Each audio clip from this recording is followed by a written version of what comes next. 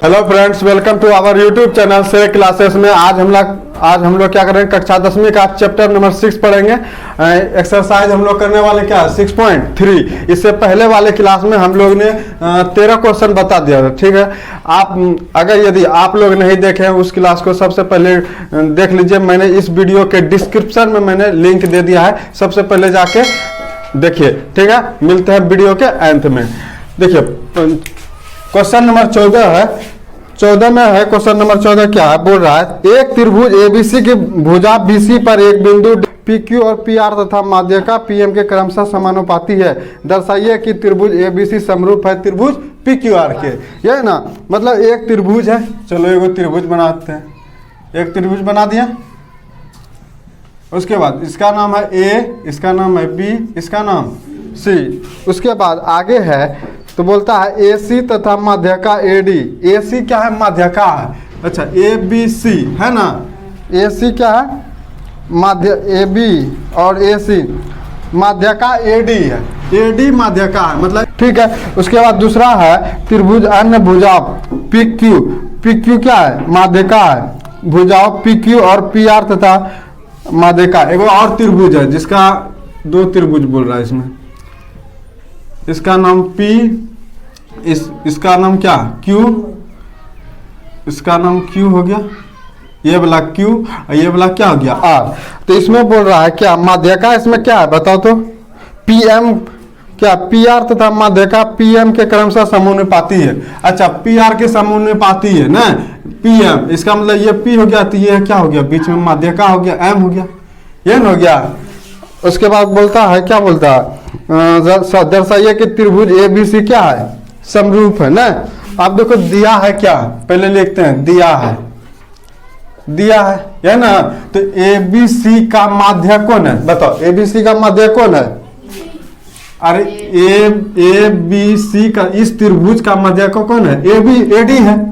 और इस त्रिभुज का माध्यका कौन है, पी क्यू आर के त्रिभुज का माध्यका पीएम है। तो इसको लिखेंगे ना, दिया है त्रिभुज एबीसी का, त्रिभुज एबीसी का माध्यका एडी है ना, एडी है तथा पी क्यू आर त्रिभुज ना लिखेंगे पहले ना, त्रिभुज है तो त्रिभुज पी क्यू आर का माध्यका क्या है, पीएम है ना। हो गया, इतना सा बात लिख दिया। उसके बाद करना क्या, अब देखो ए बी बटे लिख सकते हैं पी क्यू के समानुपाती है भुजा। तो इसका मतलब ए बी बटे लिख सकते हैं पी क्यू इक्वल टू किसके, ए सी बटे क्या पी आर, ए सी अपॉन पी आर के, ठीक है। और क्या लिख सकते हैं बताओ, बी सी इक्वल टू लिख सकते हैं क्यू आर, बी सी बटे क्या लिख सकते हैं क्यू आर, बी सी बटे क्यू आर लिख सकते हैं। या फिर एडी बटे क्या पी एम का माध्यका है ना, इसको भी दिखाना होगा हमको। ये दूसरे क्या है, समानुपाती है। तो इसका मतलब एडी बटे क्या लिख सकते हैं, माध्यका को लिखेंगे पीएम। क्लियर है, क्लियर है दोस्तों। अब क्या करना है देखो, अब प्रूव करने के लिए क्या दिया है बताओ, सिद्ध करने के लिए क्या बोल रहा है, सिद्ध करे दिया है क्या, त्रिभुज एबीसी समरूप है ना, त्रिभुज किसके, पी क्यू आर के है ना। बोल रहा है त्रिभुज एबीसी समरूप है त्रिभुज पी क्यू आर को। जब एबीसी समरूप है पी क्यू आर को तो हमको भुजा दिखाना होगा ना, तभी तो समरूप होगा। त्रिभुज के संगत भुजा आपस में क्या होता है, बराबर होता है। उसका संगत भुजाओं का अनुपात भी क्या होता है, बराबर होता है। तो हम लोग को क्या होगा, दिखाना होगा। उसको दिखाने के लिए क्या करेंगे, उसी प्रकार करेंगे। पहले यहाँ पे जगह है, आप देखो यहाँ पे जिस प्रकार ए बी बटे बोले ना, ए बी बटे क्या लिखे पी क्यू, उसके बाद क्या लिखे ए सी बटे क्या लिखे, ए सी बटे क्या लिख सकते हैं पी आर। और उसी प्रकार अब बी सी अपॉन क्या लिख सकते हैं क्यू आर ना। तो भुजा दिखा दिए, समरूप दिखाने के लिए दिखाएंगे ना। आप देखो जब दिखा दिए तो आप देखो क्या लिख सकते हैं हम, ए बी बटे पी क्यू, ए बी बटे P Q equal to A B बटे क्या, ए बी बटे पी क्यू किसके होगा, पी क्यू के, सॉरी ए बी बटे होगा पी क्यू के ना, सही तो लिखे, ए सी बटे क्या लिख सकते हैं, पी आर। इसका माध्यका किसके बराबर होगा, ए डी बटे क्या इसके, पी एम के। हो गया, यहां तक दिखा दिया। अब इसके बातें हम लोग को दिखाना होगा। और एक चीज पहले इतना सा नोट कीजिए, मेरे पास जगह है ना, कहाँ लिखेंगे। अब देखो इसके बाद क्या करेंगे, तो जब एक दूसरे से क्या हो गया, इक्वल हो गया, तो ये इसके बराबर हो गया और ये किसके बराबर है, इसके बराबर हो गया। तो हम लोग लिख सकते हैं ए बी बटे पी क्यू बराबर है किसके, ए सी बटे पी आर के। और क्या लिख सकते हैं बताओ, और लिख सकते हैं ए सी अपॉन क्या लिखेंगे, पी आर इक्वल टू किसके, ए डी के, ए डी अपॉन क्या लिखेंगे, पी एम ना। उसी सिमिलरली उसी प्रकार तो लिख सकते हैं बी सी, इसको लिख सकते हैं B C upon Q R, और ए डी अपॉन क्या लिख सकते हैं, पी एम ना। तो इसको लिखेंगे बी सी अपॉन क्या लिखेंगे, क्यू आर। संगत भुजा आपस में क्या होगा, बराबर होगा। तो इसी तरह ये भी दिखाना है मध्य का, तो ए डी अपॉन क्या लिख सकते हैं बताओ, पी एम लिख सकते हैं। तो इसका मतलब क्या हो गया, यहां से अतः एस एस न, एस एस एस से मतलब भुजा से न, भुजा से, इसका मतलब त्रिभुज क्या हो गया, त्रिभुज ए बी सी तथा त्रिभुज पी क्यू आर, त्रिभुज पी क्यू आर क्या है, एक दूसरे क्या है, समूहानुपाती है। तो त्रिभुज ए बी सी तथा त्रिभुज पी क्यू आर समूहानुपाती है। क्या है, समानुपाती है एक दूसरे का ना, एक दूसरे का है ना। भुजा एक दूसरे का बराबर है, संगत भुजा आपस में क्या होता है, बराबर है। तो उसका संगत भुजाओं का अनुपात भी क्या होगा, बराबर होगा। तो समानुपात क्या है, समानुपाती है एक दूसरे का। हो गया। उसके बाद जब समानुपाती एक दूसरे के बराबर हो गया तो हम लोग क्या है, इसका मतलब हो गया त्रिभुज, इसका मतलब हो गया तो अतः त्रिभुज ए बी सी क्या है, समरूप है त्रिभुज किसके, पी क्यू आर के। हो गया, बस दिखाना था, प्रूफ हो गया। क्लियर है छपैया। इसमें एक थोड़ा सा एक चीज और जोड़ते हैं, ए बी सी तथा त्रिभुज पी क्यू आर संगत भुजा है ना, संगत लिख दो तब बढ़िया रहेगा। संगत भुजा समूहानुपाती है एक दूसरे का ना। हो गया, भुजा का बात कर रहे हैं तो भुजा ना करेंगे। अब देखो 15 नंबर क्वेश्चन में है लंबाई 6 मीटर लंबे है ना, 6 मीटर वाले एक ऊर्ध्वाधर स्तंभ की भूमि पर छाया की लंबाई 4 मीटर है, जबकि उसी समय एक मीनार की छाया की लंबाई कितना है, 28 मीटर है। तो मीनार की ऊंचाई ज्ञात कीजिए। एक लंबाई है 6 मीटर में, पहले लंबाई बनाते हैं, ठीक है, बना दिए। इसको क्या लिख देते हैं, 6 मीटर, कोई दिक्कत। उसके बाद एक ऊर्ध्वाधर स्तंभ की भूमि पर छाया की लंबाई कितना है, 4 मीटर। मतलब ये ऊर्ध्वाधर है ना, जब इस ऊपर से नीचे की ओर देखता है तो कितना डिग्री का बना था, 4 मीटर का बना था। कितना, 4 मीटर। स्तंभ की भूमि और छाया की लंबाई 4 मीटर, जबकि उसी समय एक मीनार का छाया की लंबाई 28 मीटर है। अच्छा, ये है छाया, जब ऊपर से देखेगा तो इसका छाया न हो जाएगा। ये छाया कम करता है, छाया तो नीचे ही रहता है। ये क्या है, धरती है, तल है ना, तल कितना होगा, 28 मीटर। समझ में आया। उसके बता 4 मीटर छाया की लंबाई, और एक छोटा भी बोल रहा है। देखो यहाँ से क्या है, एक 4 मीटर का है, इसका मतलब ये भी यहाँ से क्या है, ये जो बड़ा वाला जो तल है ना, तो यहाँ से क्या हुआ, एक ऊर्ध्वाधर मतलब एक क्या है, लंबाई है, ठीक है, जो कि इसका जब छाया पड़ता है यहाँ पे तो 4 मीटर का बनाता है। कितना मीटर का, 4 मीटर का, ठीक है। इसका नाम लेते हैं ए, इसका नाम लेते हैं बी, इसका नाम सी, इसका नाम डी, इसका नाम ई। क्लियर है। अब आगे क्या बोलता है, तो बोलता है मीनार की ऊंचाई ज्ञात कीजिए। अच्छा सॉरी, मीनार की ऊंचाई, तो ये ऊंचाई का काम करेगा ना, ये क्या करेगा, ऊंचाई कम करेगा। कोई दिक्कत, जब ऊंचाई कम करेगा इसका मतलब ये वाला 6 मीटर दिया है ना, ये 6 मीटर दिया। क्वेश्चन को बढ़िया से पढ़ो, क्या बोल रहा है क्वेश्चन, 6 मीटर बोल रहा है। तो इसका मतलब लंबाई 6 मीटर वाले एक ऊर्ध्वाधर स्तंभ की भूमि पर छाया। अच्छा ये देखो, ये 6 मीटर ऊंचा है, जब ये इस पर छाया पड़ता है तो छाया पड़ेगा तो इस धरती पर छाया पड़ेगा तो 4 मीटर का बनेगा, ठीक है। और जब बड़ा वाला हो उसके बाद बोलता है, क्या बोलता है, छाया स्तंभ की भूमि में छाया की 4 मीटर, जबकि उसी समय एक मीनार की छाया की लंबाई 28 मीटर है। तब दूसरा मीनार होगा ना, उसका छाया कितना होगा, 28 मीटर। कितना होगा, 28 मीटर। तो बोलता है इसका क्या निकालो, ऊंचाई निकालो। किसका नहीं, मीनार की ऊंचाई। ये बड़ा वाला क्या है, मीनार है। क्या होगा, रहने दो, तो क्या होगा 28 मीटर है, मीनार की ऊंचाई ज्ञात कीजिए। जब ठीक है, अब देखो क्या करेंगे, त्रिभुज और बोल रहा है इसमें, इसका मतलब देखो ये ABC है ना, ये त्रिभुज ABC है, और इसके बाद क्या, ये बड़ा वाला त्रिभुज है, बन रहा है। तो इसका मतलब त्रिभुज ABC समरूप है ना, किसके, ये वाला छोटा वाला त्रिभुज, ये बड़ा वाला त्रिभुज के क्या है, समरूप है ना। तो समरूप है तो क्यों, कौन है, A त्रिभुज ADE है ना, त्रिभुज AD है।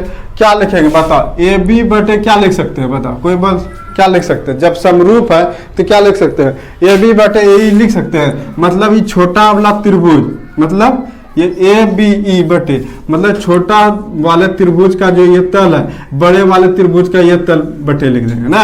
AB अपॉन क्या लिखेंगे, AE लिखेंगे, AB अपॉन क्या लिखेंगे, AE। कोई दिक्कत, अब क्या लिखेंगे बताओ, अब बताओ तुम क्या लिखेंगे बताओ।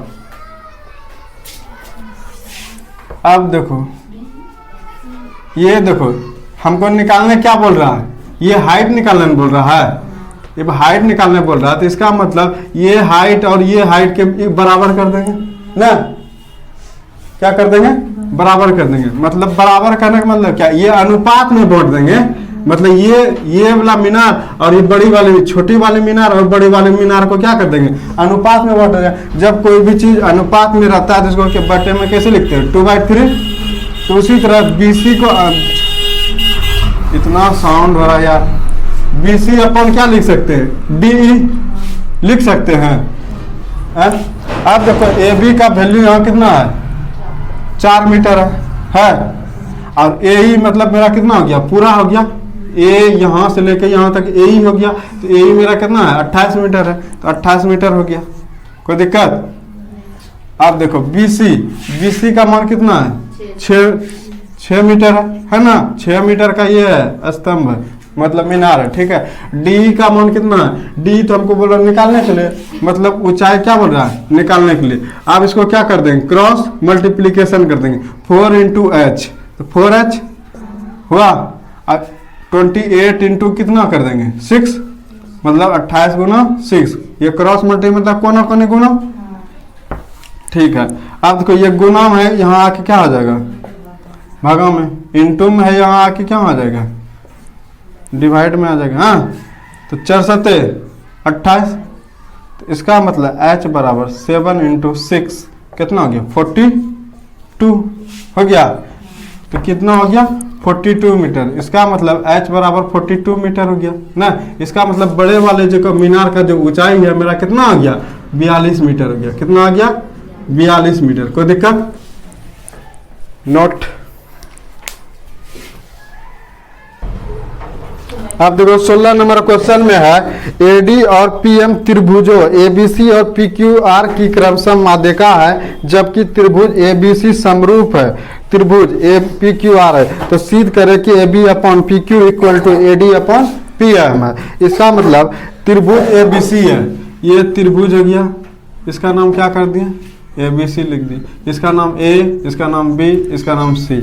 और आगे बोलता है और क्रमशः पी क्यू आर है, मतलब त्रिभुज एक और दिया हुआ है जिसका नाम है पी क्यू आर। ये हो गया पी आपका, ये हो गया क्यू, ये आपका आर हो गया। क्लियर है। उसके बाद बोलता है माध्यिका त्रिभुज ए बी सी, इसमें क्या है माध्यिका भी है। तो बोलता है माध्यिका क्या है ए डी और पी है, मतलब इसका मतलब ये ए हो गया तो इसका मतलब डी तो इसी में आएगा है, क्योंकि ए बी सी डी हो गया, माध्यिका हो गया।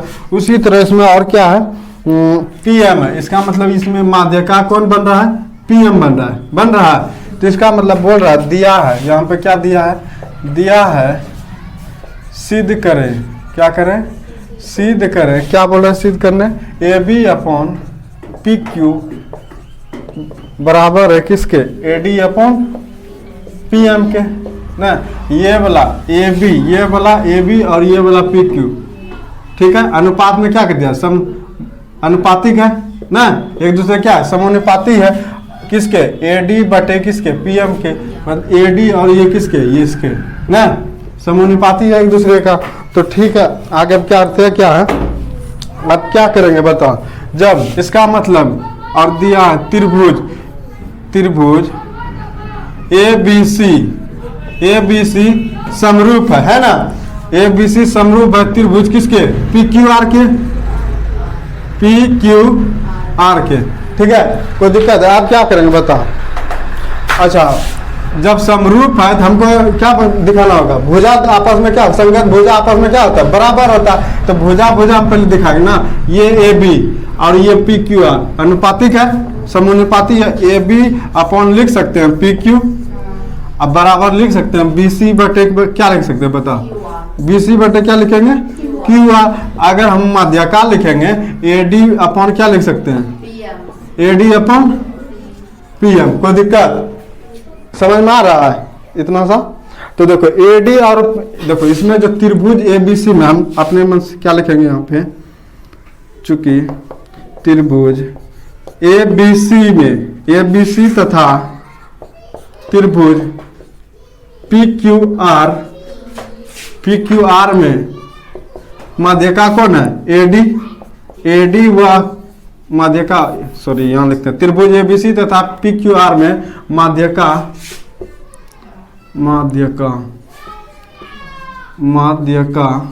कौन है ए डी व और कौन है पी एम है। जब देखो दो संगत भुजा आपस में क्या हो गया बराबर हो गया, इसका मतलब मेरा क्या समरूप दिख रहा। अब देखो टोटल देखो ये क्या बीसी है ना, बीसी है, ये क्या है क्यू आर है। अब हमको बी डी इक्वल टू क्या लिख सकते हैं, कोई बताएगा। अच्छा देखो ये त्रिभुज ए बी सी तो है, लेकिन ये जो बी सी जो है ये भुजा जो है इसको दो भागों में क्या कर रहा है समद्विभाजित कर रहा है ना, इसका मतलब BD को क्या कर रहा है समद्विभाजित कर रहा है। तो BD बराबर क्या ले सकते हैं BC का आधा कर सकते हैं। मतलब BC को क्यों आधा करें, क्योंकि इस पर क्या कर रहा है, इस पर माध्यिका है ना AD, इसको दो भागों में बांट रहा है, एक भाग और दूसरी भाग में बांट रहा है, बन रहा है ना। इसका मतलब BD बराबर क्या लिख सकते हैं BC का आधा, BCA को ना आधा किया है यहाँ से माध्यिका जो डाला है, तो इसका मतलब आधा कर दिया। तो BD इक्वल टू क्या लिख सकते हैं BC अपॉन 2 ना, BC अपॉन 2। सिमिलरली उसी प्रकार फिर क्या करेंगे, और दूसरा क्या लिख सकते हैं QM को क्या लिख सकते हैं बताओ, QM को क्या लिख सकते हैं QR बटे 2। हो गया क्लियर। अब इतना सा पहले नोट कीजिए, उसके बाद आगे ऊपर लिखते हैं। अब देखो यहां तक ला दिया ना, यहां तक ला दिया, तो अब इसके ऊपर में क्या लिखेंगे बताओ। अब लिखेंगे, अच्छा इसको समीकरण 1 मान लीजिएगा, ठीक है। इसको क्या मानना है समीकरण 1, क्लियर है। अब देखो BD इक्वल टू क्या आया है, BD इक्वल टू क्या आया BC upon 2 sorry BC upon क्या निकला है 2। अगर हमको BC का मान निकालना है तो कैसे निकालेंगे, देखो ये बटे में है तो इसको भी क्या कर देंगे बटे में, इसको क्या कर देंगे क्रॉस मल्टीप्लीकेशन कर देंगे, कोना कोनी गुना, तो 2 गुना BD हो गया किसके बराबर BC के, BC गुना A कितना हुआ BC हुआ ना। इसका मतलब चूंकि BC बराबर क्या हो गया 2BD हो गया ना, 2BD हुआ। अब देखो टू बी उसी प्रकार यहाँ पर भी करना है क्या, क्यू एम बटे क्या आया है, क्यू एम बटे कितना आया है बता, क्यू आर अपॉन 2 है। अगर हमको क्यू आर का वैल्यू निकालना है, ये बटे में इसको भी क्या कर देंगे, बटे में 1 गुना क्यू आर कितना होगा, क्यू आर हुआ, और 2 गुना क्यू एम तो कितना हो गया, 2 क्यू एम हो गया। हाँ जी, अब देखो इसको समीकरण क्या मान लो, 2 मान लो, क्या मान लो, 2। इसको समीकरण क्या मान लो, 2 मान लो, कोई दिक्कत। अब देखो त्रिभुज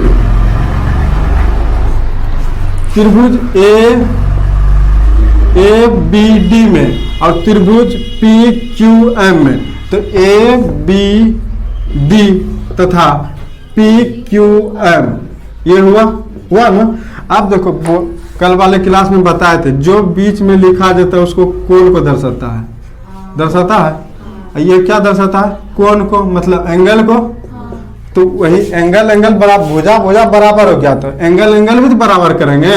जब देखो ये बी और ये क्यू, मतलब ये ए बी डी का और ये पी क्यू एम का ये एंगल बन रहा है बीच वाला, तो एक दूसरे क्या होगा, इक्वल होगा, संगत कोण आपस में क्या होगा, बराबर होगा। जब समरूप है तो लिखेंगे क्या, लिखेंगे त्रिभुज ए बी डी व त्रिभुज क्या पी क्यू एम में ना। तो इसका मतलब ए बी डी में ये वाला एंगल और पी क्यू एम में ये वाला एंगल आपस में क्या होगा, बराबर होगा ना। तो angle P equal to angle क्या होगा बताओ, एंगल क्यू होगा ना। तो लिखेंगे चूंकि यहाँ क्या है, ए बी डी क्या है, यहाँ पे लिखेंगे चूंकि ए बी डी समरूप है त्रिभुज किसके, पी क्यू एम के, ये है तब ना होगा। जब समरूप हो गया तो उसके बाद क्या होगा बताओ, जब समरूप हो गया इसका मतलब समीकरण 1 से हम क्या लिख सकते हैं बताओ, समीकरण 1 में क्या था बताओ तो, समीकरण 1 में क्या था, ए बी बटे P Q B C Q R A D upon क्या था, पी एम हो गया, यही था ना। अब देखो जब ये इसके बराबर है, ये इसके बराबर है ना, तो हम लिख सकते हैं A B upon P Q equal to B C upon Q R. जब ये इसके बराबर ये इसके बराबर, तो डायरेक्टली हम ये इसके बराबर लिख देते हैं, कोई दिक्कत, लिख दिए। कहाँ से लिखे, समीकरण 1 से लिखे, कहाँ से लिखे, तो ए बी अपॉन क्या लिखे, ए बी अपॉन क्या पी क्यू इक्वल टू क्या था, क्या था B C upon Q R. इसको लिखेंगे समीकरण 1 से ना, समीकरण 1 से, कोई दिक्कत। जब समीकरण 1 से लिख दिया तो इसका मतलब ए बी अपॉन क्या पी क्यू।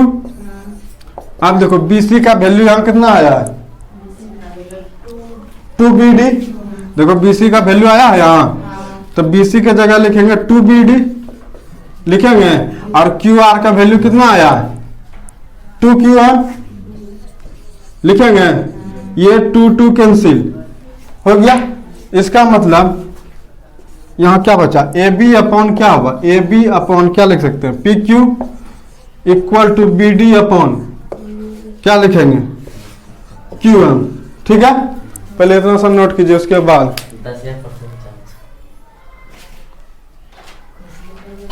अब इसको 2 मान लो, इसको क्या मान लो 2, समीकरण 1 था पहले, इसको समीकरण 2 मान लो। ठीक है,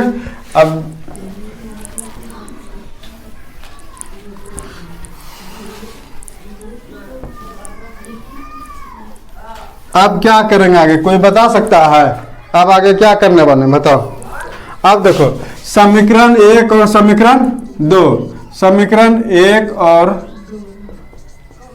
समीकरण 2, देखो उसमें 2 भुजा आपस में क्या हो गया, बराबर हो गया। उसमें कोण, इसमें कोण भी दिखा दिया, समीकरण 2 में भी क्या आपस में संगत कोण आपस में क्या है, बराबर है, दिखाया ना। त्रिभुज ए बी डी में त्रिभुज पी क्यू एम में दिखा दिया ना। अब उसके बाद क्या करेंगे, जब दिखा दिया तो लिखेंगे त्रिभुज ए बी डी। जब दिखा दिया तो इसका मतलब समरूप हो गया, सीधी सी बात। तो ए बी डी समरूप है त्रिभुज पी क्यू एम के ना, तो हम लिख सकते हैं ए बी अपॉन क्या लिख सकते हैं, ए बी त्रिभुज ए बी डी में, मतलब ए बी डी में, तो हम लिख सकते हैं ए बी अपॉन क्या लिख सकते हैं, पी क्यू, ये हो गया पी क्यू एम, मतलब ये त्रिभुज देखना है ना, तो ए बी अपॉन क्या लिख सकते हैं, पी क्यू लिखेंगे। उसी प्रकार क्या लिखेंगे बता, A B upon P Q लिख दिया। उसी तरह बी डी अपॉन क्या लिखेंगे, बी डी अपॉन क्या लिख सकते हैं, क्यू एम ना लिखेंगे। और उसके बाद ये भी माध्यिका में दिखाना होगा, तो ए डी अपॉन क्या लिख सकते हैं इसको, पी एम ना लिखेंगे। देखेंगे ना, जब एक दूसरे के बराबर हो गया, ये भी एक दूसरे के बराबर, डायरेक्टली हम लोग इन्हें लिख सकते हैं A B upon P Q equal to किसके, A D upon P M के। यही तो हमको क्या बोल रहा था, दिखाने बोल रहा था, सिद्ध करने बोल रहा था। वाह जी, यही बोल रहा था प्रूव करने। तो इसका मतलब अतः हैंस लिखेंगे, हैंस इट इज प्रूव्ड ना, या प्रूव हो गया, यही बोल रहा था, हो गया। क्लियर है? तो आई होप आपको ये वीडियो पसंद आया होगा। प्लीज लाइक कीजिए, शेयर करिए और चैनल को सब्सक्राइब करिए। तो मिलते हैं नेक्स्ट क्लास में। आप लोग लाइक करना भूल जाते हैं, इसलिए थोड़ा सा सपोर्ट कीजिए भाई। आप लोग हैं तो हम हैं, ठीक है। एक लाइक करने में क्या जाता है, कुछ जाता है, बस एक लाइक तो ही मांग रहे हैं और कुछ नहीं मांग रहे। आप एक लाइक करते हैं तो हमको और मोटिवेट होता है कि मैं इस तरह का और वीडियो बनाऊं और क्यूरियस होता है, खुद में उत्साह होता है। तो आई होप ये बात आपको समझ में आया होगा। प्लीज लाइक कीजिए, शेयर कीजिए और चैनल को क्या कीजिए, सब्सक्राइब कीजिए। इससे पहले वाले की क्लास में अगर नहीं किया है तो सबसे पहले जाके के इस वीडियो के लिंक में डिस्क्रिप्शन दिए हैं, तो सबसे पहले जाके वहां देखिए, ठीक है। मिलते हैं नेक्स्ट क्लास में, तब तक के लिए जय हिंद।